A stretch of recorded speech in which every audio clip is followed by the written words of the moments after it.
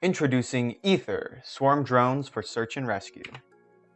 My name is Daniel and my partner is Aswin. Here is our business canvas model. It shows a summary of our plan for this project. But describing everything here would be pretty boring, so I've laid out a few more slides with some key points. So first, our vision. How will Aether impact our society? Well, it'll make search and rescue quicker, safer, and more capable. This will, in turn, save lives and make society a safer place.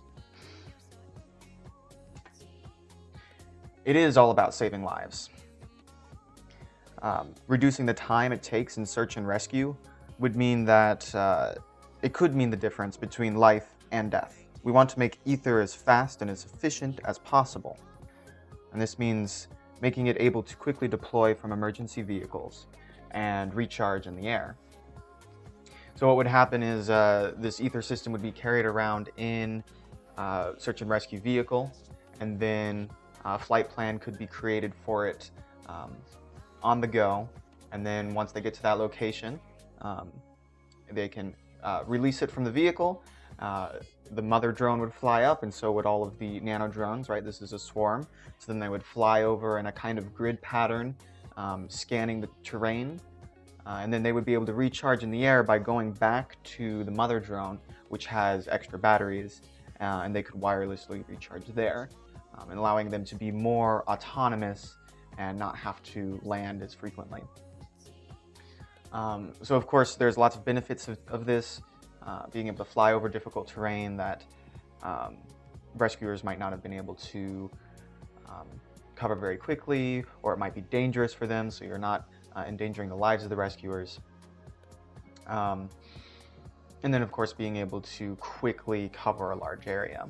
Now there will be a software as well that will compile all of these different images that the nano drones are receiving into one composite video stream.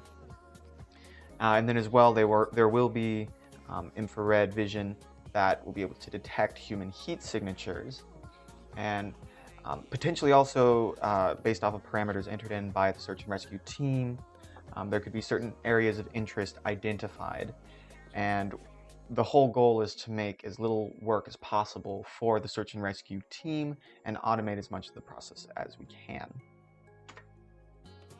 So we talked to some different experts in the search and rescue field and UAV field. The first person I went to was Larry Bennett. He was extremely friendly and helpful, gave us lots of advice, and pointed us in the direction of some of these other people, like Doug Daniels, who actually teaches courses to police officers on UAVs, and Randall Hannathan, who deals with search and rescue across the country.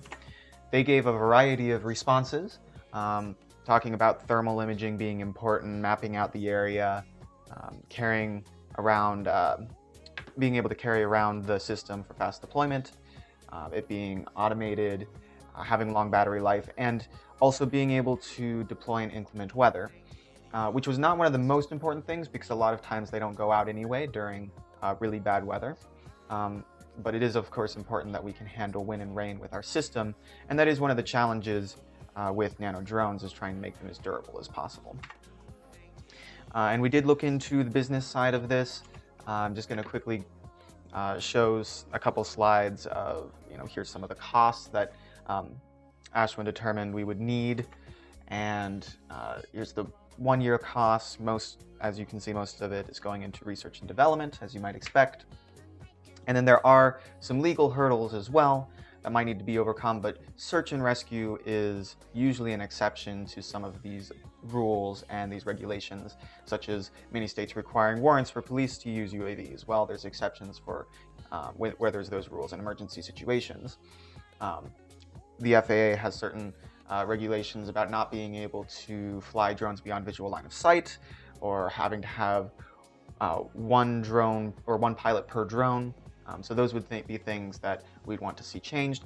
And we can see that there have been drones used in emergency situations like Hurricane Harvey, in the aftermath of that, in which UAVs have been used beyond visual line of sight. So this is very much a possible thing to overcome. And again, I'm going to just go back to our canvas model as we wrap up this video. As our technological capabilities are growing and the production costs are decreasing, and as these legal obstacles also resolve, UAVs all over and all kinds of UAVs will be more useful. In the field of search and rescue particularly, Aether will be there. We'll be using the latest technological developments to save lives and make society a safer place.